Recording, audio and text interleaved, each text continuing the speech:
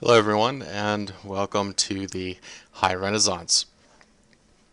We need to take into account some of the things that are happening at the time. The church is ever present, but politics, rulers, money changing hands, and who has money is definitely influencing some things. Most of our time will be spent in the South. We will look at the North more in detail in the next chapter next week.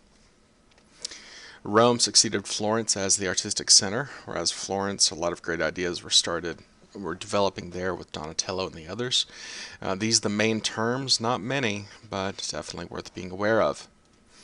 The return to humanism, or the blossoming interest in humanism, the idea of things redounding back to man, of course, are present, and in Leonardo's refer to him as Leonardo because Da Vinci, that means of Vinci. So, do you refer to Thomas of Beebe? No, you don't call him.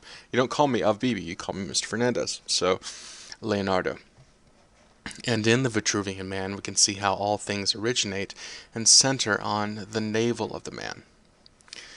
So, with that idea of harmonious proportions and symmetry, we get a better understanding. The things that started in that previous chapter, those basic qualities of harmonious proportions, symmetry, and beauty, have blossomed in architecture, where the very round building and the harmonious proportions, the beauty of the building now supersede, in this case, the actual functionality of the building. You can see the proportions are distributed evenly and symmetrically. Everything has its place, and this looks very classical in some aspects with the classical columns and the symmetrical order of all of the parts of the building. This is what's going on in the Renaissance. Now, this round building shares a very common element with the Vitruvian Man, and that the ideal city spreads forth from that round building, from that navel of a building, just like the Vitruvian Man. Centrally planned churches are now more in vogue over cruciform churches because of that idea of spreading out and creating that symmetry, whereas the cruciform church is not as symmetrical. The centrally planned is, and makes for a very elegant potential design. St. Peter's, this very old and majestic building, has now been around for 500 years. The original building, built at the dawn of Christianity, now is in shambles to some extent, ready for, a makeover. And so the church asks Bramante to redesign the new St. Peter's. You can see that they have added some elements to it, like the front apse. Well, not the front apse, sorry, the front narthex. I was looking over there. Notice the difference between the two different buildings. Raphael succeeded Bramante after Bramante's death. This is a building that survived 3 different artists. On the left, you'll see lots of little columns, and all of these columns working together to hold up that massive dome, to hold up that massive ceiling. With Michelangelo, whose work was usually more robust, more monumental, has taken out all of those little details and put in 4 massive piers that all radiate from the center, creating again a very beautiful symmetry. This also is beautiful, this also as symmetrical, but simplified here.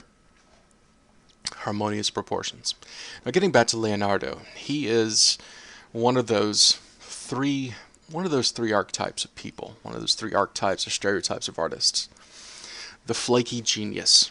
I'm sure some of you guys know someone that is super talented, incredibly talented, but kind of flaky. You wouldn't. They're great for a party, great for a weekend, but you don't generally hang out with them all the time because they're so smart and so strange. They always win at everything. And there's also that one annoying friend that's good at whatever they do. You know anyone like that? I've got a friend, never picked up a camera in his life, beautiful photographer. Turned around, started playing in the clay, made coffee mugs like nobody's business. He's just And he's not even an artist by study. He's actually into computers and math. Um, that's what Leonardo was. He was more than just an artist. He was an engineer, a scientist. He was an artist, a sculptor, um, or painting really rather than sculpture. He built models, and it is his models and his contribution, this need to understand, that sets him apart. Going past the surface and understanding the structure of a thing. From him, we get, before the helicopter, before the tank even came around, he was already playing around with that, already playing around with flight and trying to recreate nature. Well, one of his massive contributions is the Last Supper. Now, is there symmetry in this? Most definitely. Is there Christian imagery in this? Of course. You have in the background something that we saw in the last chapter, Christ's head rising above the landscape. The land below, the realm of heaven. The land above, Christ and his apostles and his angels. So very common thing. Sorry, my nose is itching. Um, Now, what else is important in Christian imagery? The number 3. Well, you'll see the 3 portals and the groups of 3 here on the sides. And then you can see that the apostles have been split up into groups of 3. And here as well. For anyone that's curious, here's the breakdown of the apostles. And you'll see that Judas is there, Peter, then John, Thomas, my favorite, James and Philip, then Matthew, and so on. This is the breakdown of the apostles. Now, without this diagram, we could still identify some key members of this moment, of this story. Peter, holding the knife. John, the right-hand man at Christ's right. And then Judas, holding the money purse. Light and dark, now more than ever, is an important facet of art. Light is equated with knowledge and goodness. We bring things to light. We discover those things.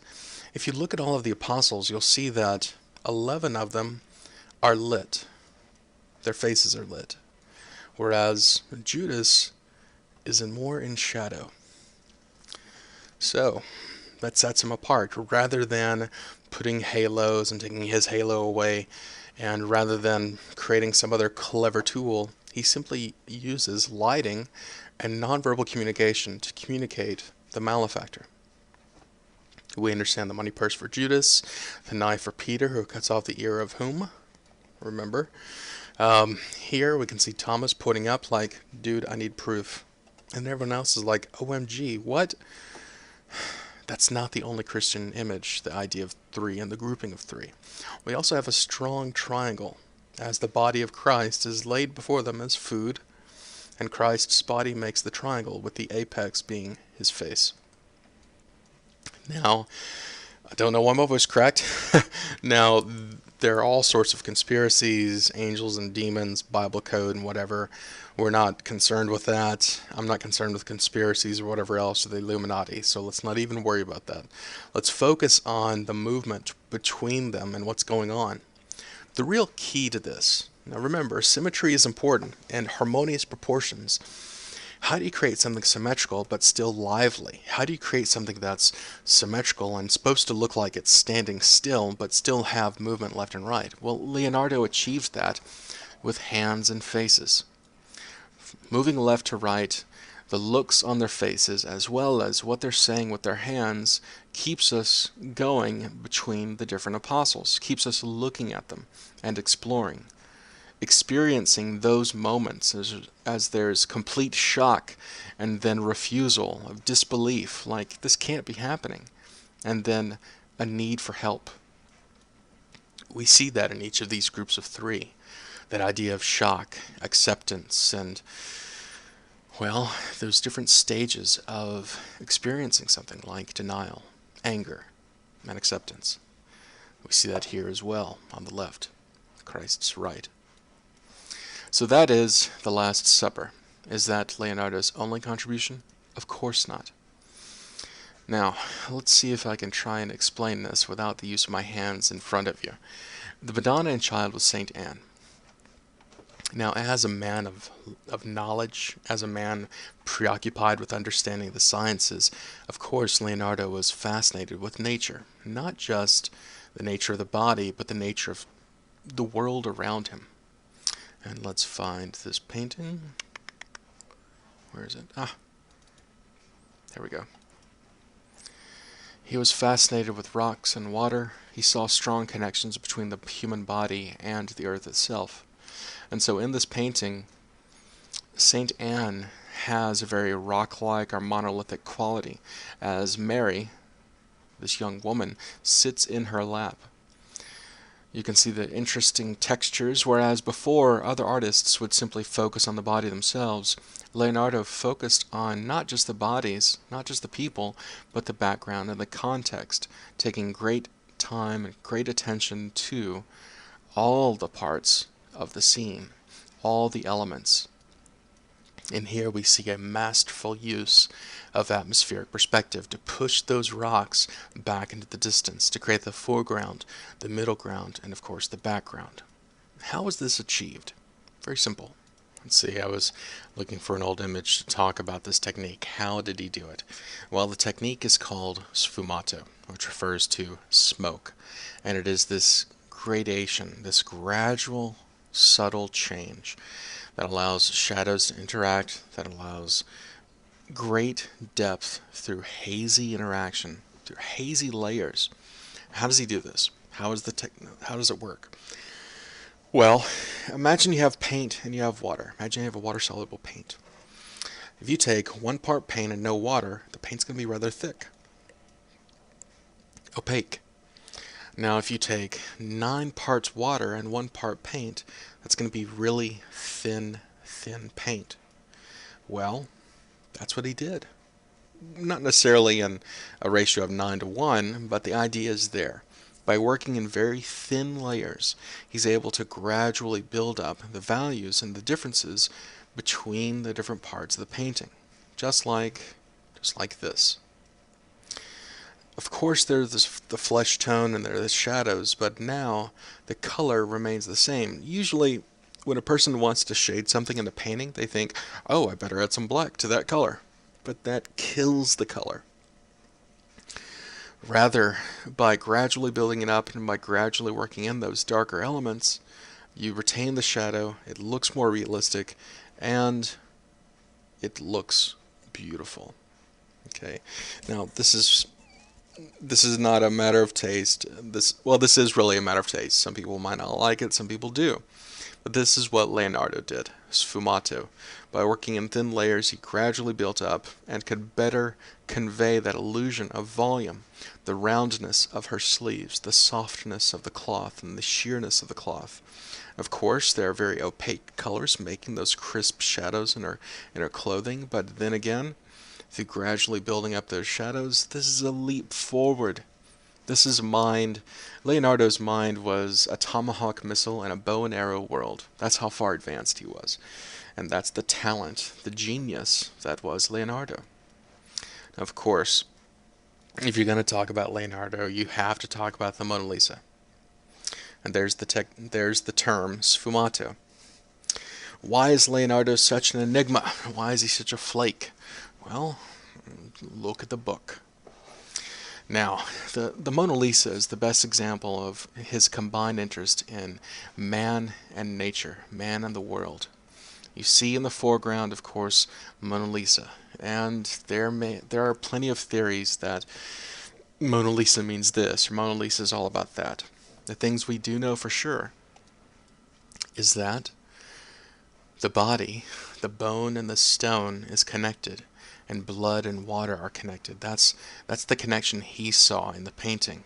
And unfortunately, we're missing a few inches off because a certain person had 3 inches or 2 inches, can't remember, you'll have to read the book, trimmed off of this painting. Talk about, oh, don't get me started. The ripples in the water can be seen in parts of her body. The texture of the stone can be seen in other parts. There's a strong connection between man and earth. The really clever thing here is not just the structure, not just the subtle layering of the paint, but something else. use of color. So these colors here generally are thought of as warm colors, red, or well, maybe violet to yellow-green. Because they have yellow or they have red in them, they look more warm. And of course the opposite would be the cool colors. So what does Leonardo do? Very simple. He combines the warm colors in Mona Lisa, bringing her forward, and then in the background he sets that background farther apart and contrasts that with cool colors in the background.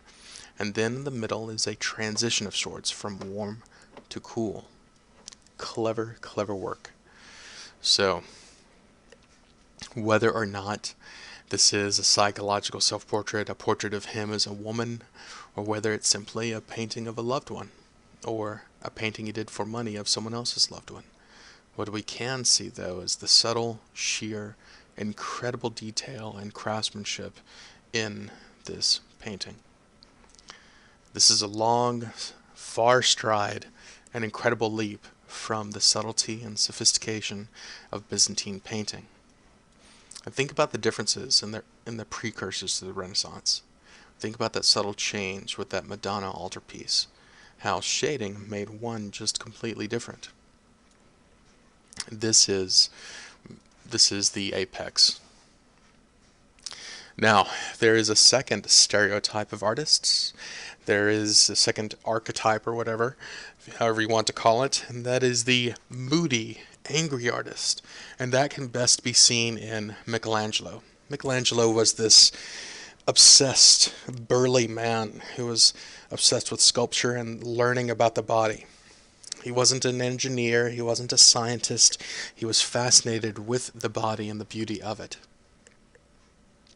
And he was also a short-lived man. Whereas some artists, well, sorry, I'm getting ahead of myself. Michelangelo outlasted Leonardo, Michelangelo outlasted Raphael. Michelangelo was a long-lived man. I apologize. In this sculpture we have Mary and Christ. And let's look at this in more detail. There we go. Mary looks absolutely massive in comparison to the grown man that she holds in her lap. Now, so I've kind of joked before, normally we don't see a grown man in a woman's lap. But here, do we really have a woman? Or do we have perhaps someone that looks even younger? I know in one of my classes I've already talked about this. The church responded not well to his Pietà. Why would you have a little girl holding a grown man? Mary's a mother, a woman. She needs to look like a woman. Michelangelo's response was simple. Her purity kept her young and beautiful. Her purity kept her looking innocent. And so that is why this mother of Christ is made to look so young, so flawless, and so innocent before the ravaged. And if you look in detail at the hands, you can see the ravaged wrinkles and veins and all sorts of incredible detail that we haven't seen since the Hellenistic period. We see that in the body of Christ. The body of Mary provides a strong triangular base. Notice how it's very wide at the base and then leads up towards Mary's head, and her glance looks down towards the dead Christ. And that is only one of Michelangelo's great contributions. Whereas typically when we talk about sculpture in Michelangelo, we talk about David, this patron, this symbol of Florence and Florentine victory over the Duke of Milan and Milan itself. Now, do we have a sassy David? Do we have a feminine David? No. We have a very strong, very able, very perceived masculine sculpture of this man, who actually shares some facial factors, facial elements similar to one great ruler that came before. Consider, if you will, the tousled hair, the furrowed brow, and the intense gaze. We haven't seen that since, of course, I'd be asking you guys, anyone? Maybe someone would say Alexander the Great. Now, whenever you look at David on a computer, on a fridge, on a poster, this is typically the view you see. And At the bottom you see the unhewn stone and the nod to classical antiquity with the body leaning against some kind of support. Here we have a piece of wood or a tree. But this is not really how he was viewed. And just look at the detail in the toes. Little changes there. The veins even on the foot. The veins on the legs, the knobby knees, the strong hands, the subtle changes in hips and veins. It is an incredibly beautiful sculpture, but this is not how it was normally seen. Remember, it was perceived from below, and this gives you a sense of scale. It was on a pedestal, far above, and so this already incredibly tall sculpture would seem awkward if it was put into scale. Michelangelo knew this, therefore he made certain changes to the proportions. In this, the head looks rather large for the body. The hands look rather large for the body as well. But if you're looking at this from below, it looks correct. It's pretty strange, huh? His head now looks in proportion with his body because Michelangelo took that into account. He knew that because it would be so tall, parts of the body would diminish, look smaller. So he made those changes, which is why it looks a little strange to some people that are looking at it in a straightforward fashion. Do you see the genius? This is not Michelangelo's only contribution. Probably one of his more equally popular contributions with David is, of course, the Sistine Chapel frescoes. There are two parts to the Sistine Chapel. Of course, there is the ceiling, telling stories from the Old Testament. At no point is Christ present in the ceiling. And if you download the PowerPoint, you can find a pretty good image showing you the chapel itself. This is at 100%. You can see a lot more information. It's a little more detailed, and of course the book has its own illustration. It tells different stories from the Bible, whereas on the other sides are Old Testament prophets or sibyls. Sibyls were like oracles, and they are from various parts of classical antiquity, whether from Delphi, from Libya, and other parts around the area. Of course, with the creation of man, we have that large painting in the back room. This is the basic breakdown, and where is it? There. There's the high quality image I wanted to show you. If you download the PowerPoint, this is what you can look at in super fine detail. And above it is the basic breakdown of all these people. The Libyan Sibyl, Daniel, the Cumaean, the Eritrean, Isaiah. This is the lineage of Christ, people that lead up to him in the Old Testament. This is the chapel itself, to give you a sense of scale, and of course the clerestory windows flanking the side, and other stories from the Bible itself. On the back is a completely different story, an actual story from the New Testament. But looking in detail here of the creation of Adam, we see another layer, a very subtle symbol. Think back to the Platonic Academy, thinking about how ideas redound back to all ideas, whether passionate and lustful or procreative versus cold and logical and pragmatic. They're both beautiful because they originate in the mind, which is a creation of God. And so Michelangelo used that idea in the creation of man. And let's find it. There we go. Now you have, of course, that painting on the back wall. You have the tension of them almost touching but not. The spark of creation is similar to the spark of man here. What we have is, quite literally, the mind creating an idea, the spark of creation and the spark of life. You'll see here, basically, the gray matter of the brain. And the legs lean out like the brain stem. And so the brain creates the idea, God is the idea, and God creates man. The spark of creation is in man. And in these paintings, the background really kind of plays second fiddle. We don't have the same kind of detail that Leonardo had in all of his paintings. We have more an interest in the body and in man itself. So that is part of the Sistine Chapel. And I've said before that Michelangelo was fascinated with the body, and looking through all the paintings, you'll see that most of the figures are nude because he was interested in the body, and the nudeness speaks to a certain quality of innocence and purity. Clothing sets people apart, though, and it is a very different fresco when we look at the Last Judgment, the New Testament, the Revelation. We can see that the bodies are longer, more stylized. It's a very different type of body. We need only look at the center to see how very different those bodies are. We have a much more crowded space. We have longer bodies, stylized bodies. It's not that they are not anatomically correct, it's that they are more, well, stylized. In the center, of course, you have Christ, one hand raised and blessing, the other hand lower, condemning. You have Mary on his right side, and you have some of the apostles around him as well as prophets. You have, of course, the cross in heaven and the pillars of heaven. And below, you have hell and damnation. Now, this little hanging piece of flesh here, who do you think that is?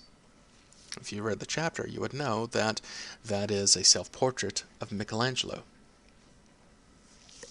Now, there is a bit of controversy here because this painting is not strictly made by Michelangelo. I've said before that Michelangelo was fascinated with the body. And so this little tidbit, this fact, was told to me, and I cannot help but see it now because of my art history professor I share on to you. This was not all painted by Michelangelo because of the church and a sense of decency and propriety in the church. Many of the male figures in this painting were originally nude. And because later popes and the church itself wanted the penises to go away and wanted the males not to be nude, Michelangelo or some other artists actually painted bits of cloth on top of their bodies. And so, cleverly placed cloth now replaces the penises that abound in this painting. So, because of that one professor, Dr. John Lane, now all I think about sometimes when I see this is penises, and all the different artists that covered over this. And now you know that the Last Judgment is not strictly painted by Michelangelo because of decency and propriety. What's interesting to note, and I said that Michelangelo outlasted Raphael and Leonardo, Michelangelo survived the Renaissance and went on to, and really kind of opened the door for the movement that comes after this. That next movement is Mannerism. It means style, the style, or stylish style. And in those compositions, we're going to see a very strong contrast to the harmonious symmetry that we saw in the Renaissance. This is nowhere near symmetrical. Christ himself is not even placed in the center of the painting. This line here just shows us the exact center, and so he is slightly off-center, and his direction leads us down. There's nothing really leading us to make a triangle or to see a triangle. Does that make sense? If not, of course, do please let me know. But we're still in the High Renaissance, so let's finish the chapter and talk about the High Renaissance. The third archetype, or the third stereotype of artists that you might encounter is, okay, you've got the cranky, focused artist who doesn't really do anything else. They're just focused on their art. You have the moody, flaky genius who's really incredible and talented, but you can't trust him to do anything. And then you have the young, charismatic, wheeler-dealer, incredibly talented artist who's just good. And as we've heard the cliche, the candle that burns twice as long burns half as bright. That is really the story of Raphael, who understood the emotive power of color. He understood the emotive power of people. And his talent lies in his rich colors and his character studies of people. That's probably the most profound and gorgeous thing about his paintings. We see here the chiaroscuro, the light and dark, that's now become so prevalent and popular in painting at this time. Is it as subtle as as Leonardo? No. It's still there, it's present, it's very talented and very beautiful. Do we see the masterful understanding of the human body like Michelangelo? Not necessarily, but we see another beautiful facet of this rich rebirth. In this, we have the strong triangle referring back to the Trinity. We have Christ and John as children. The cross referring back to Christ and the apostle helping him, supporting him. Instead of having Christ above the horizon line, we have Mary and her shoulders above the horizon line looking down, and the halos become very faint and delicate, speaking to this very faint, delicate, soft scene. Raphael's use of color and character would carry on into portraits like that of Pope Julius. Typically, when we think about a pope, we think of a majestic, knowledgeable, fatherly figure. We don't think of a tired old man, quiet in reflection. We think of a statesman, a priest, out in the crowd waving and blessing and there for the people. In this quiet portrait of Pope Julius II, I always forget, we have a very different pope. The wrinkles, the lines, the details in the face speak to his age, countless hours of study and worship, the weight of the church. This is a face full of worry, and that attention to detail and character is really what helps to establish the genius that is Raphael, his talent. You have, of course, the subtle shading of the cloth, but it really kind of plays second fiddle and supports the main elements of the character, like the face, like the hands. And here we see something very different, because it's not that he's flipping anyone off, it's that this Pope is wearing bling. We typically think of priests as being poor. Some faiths, some sects take oaths of poverty, whereas this Pope clearly liked the rich stuff. Now, with Raphael, this is not the main work that he's known for. His main work is the School of Athens. In the School of Athens, we see a lot of the things that have built up and built up come together. We have the linear perspective in the building. We have the atmospheric perspective as the building recedes back into depth. And there in the arch are the two great minds of classical antiquity. Those two great minds, one alluding to knowledge that can be seen and proven, empirical knowledge. Look to the earth, look to what you know. Whereas the other thinker points up to the heavens. Think of what we can achieve. Who knows what you can achieve when you believe? What's that from? It's from a movie. Who knows what you can achieve with the boundless potential of the imagination? That's what's being said here. Now, one of these two men is actually one of the artists that Raphael looked up to. And that artist is Leonardo, the genius of geniuses. Now, Leonardo was already an old man when the Renaissance boomed and hit its high peak. One of his contemporaries in competition was Michelangelo. And Michelangelo is seen here in the front. The big burly man focused on his studies and frustrated contemplation. There are several characters from antiquity and from the time put here in this painting. And over here, on the right, looking at us is the youthful Raphael. Throughout the painting, you can see other famous minds looking at us or looking in discussion at other people. You can see the character study that, rather, the understanding of personality and character come together in this painting. And all of the beautiful things that led up to this time can be seen here. Now there's one other thing that I want to point out that we see here, and that is grisaille. It's a G word, looks French. Grisaille is a monochromatic painting made to look like a sculpture, look three-dimensional. And that's what we have here in the sculptures. These look like sculptures, but they're in fact paintings, and believe it or not, this down here is a painting as well. This would become a very common practice where you'd have flat wall, but it's painted to look like a very realistic sculpture. Well, of course, we know this here is painting, but you're going to see more and more paintings made to look like sculpture. And another example can be seen here, whereas this is painting and not necessarily sculptured border. So, that is Raphael. Is he the last of the artists of the Renaissance? Of course not. There are many others. Notice in Venice, crafts and decoration became more important than the bold, dramatic paintings of Florence and Rome.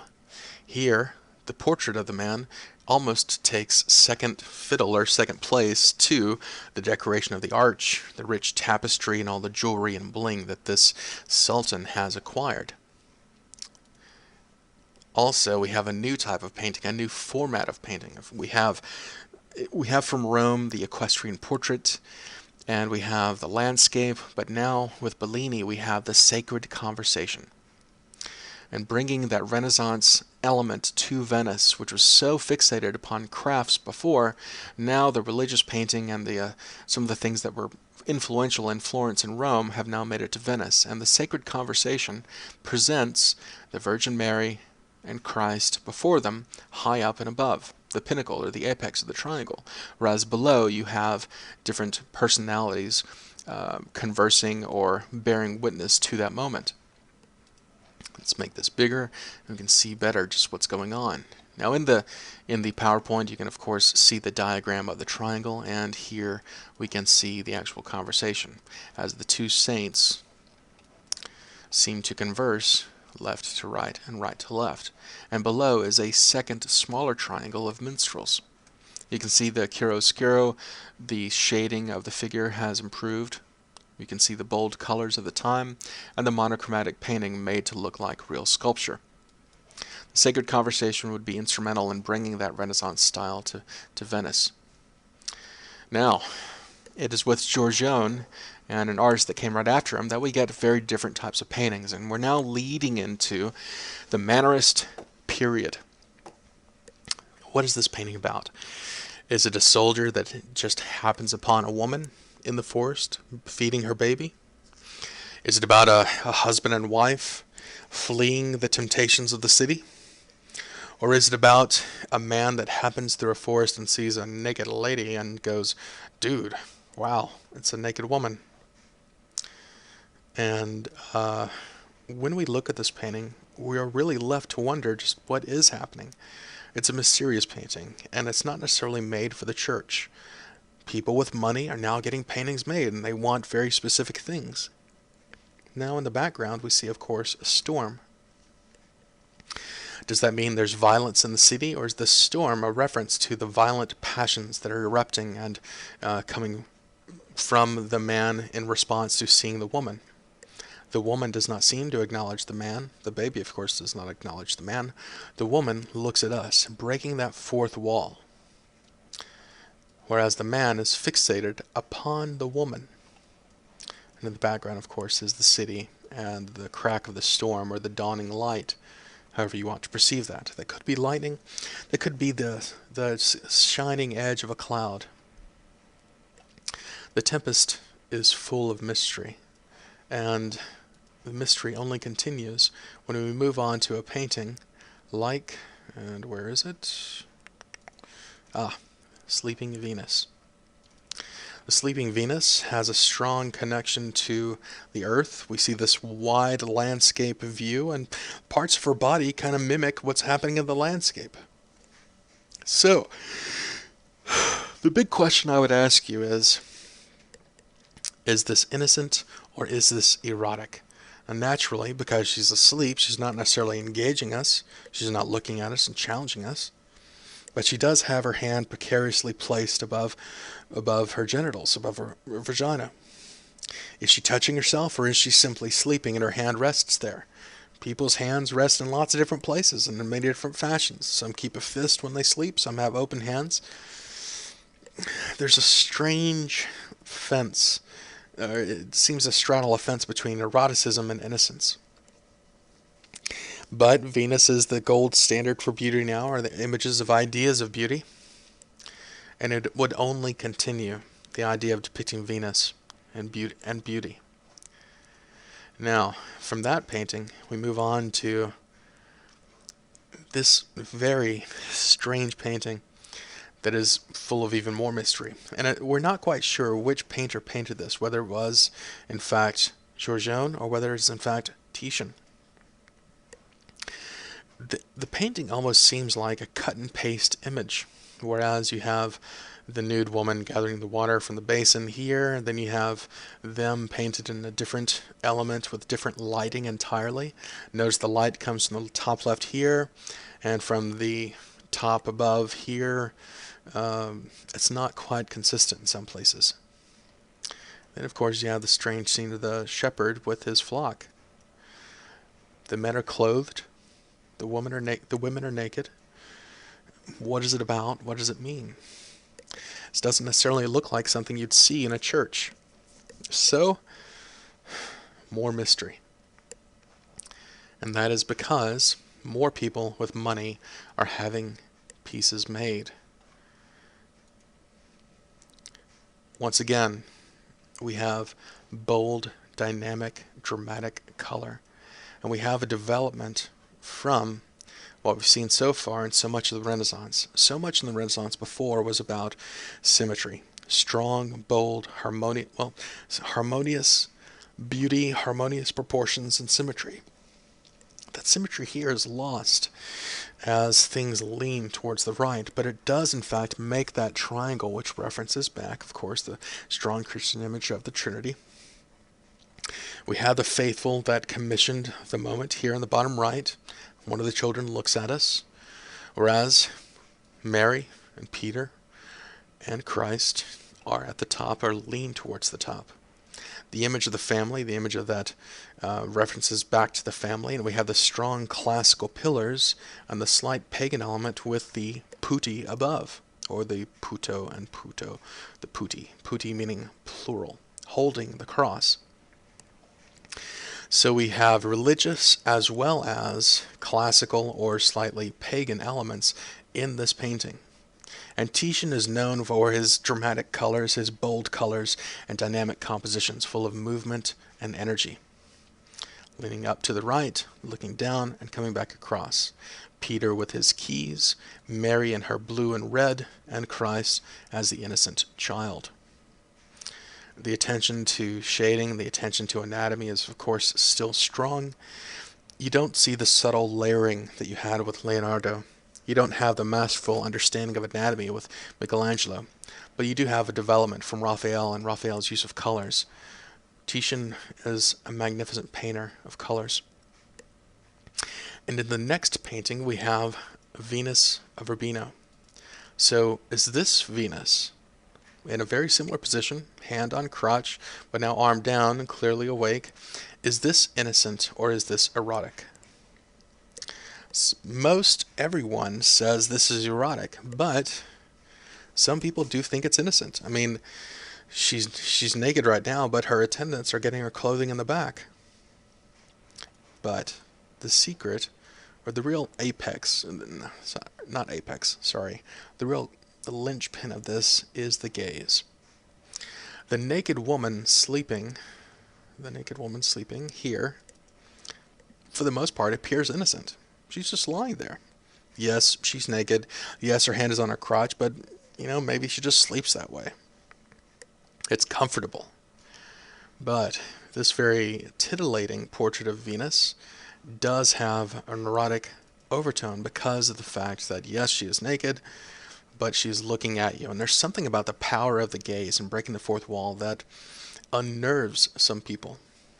We have an incredibly subtle handling of shading, not as richly detailed as others, but still very realistic, very strong. And here we have an image of a dog. Now, this is not a dog of fidelity. This is not about marriage because there's no husband or partner here.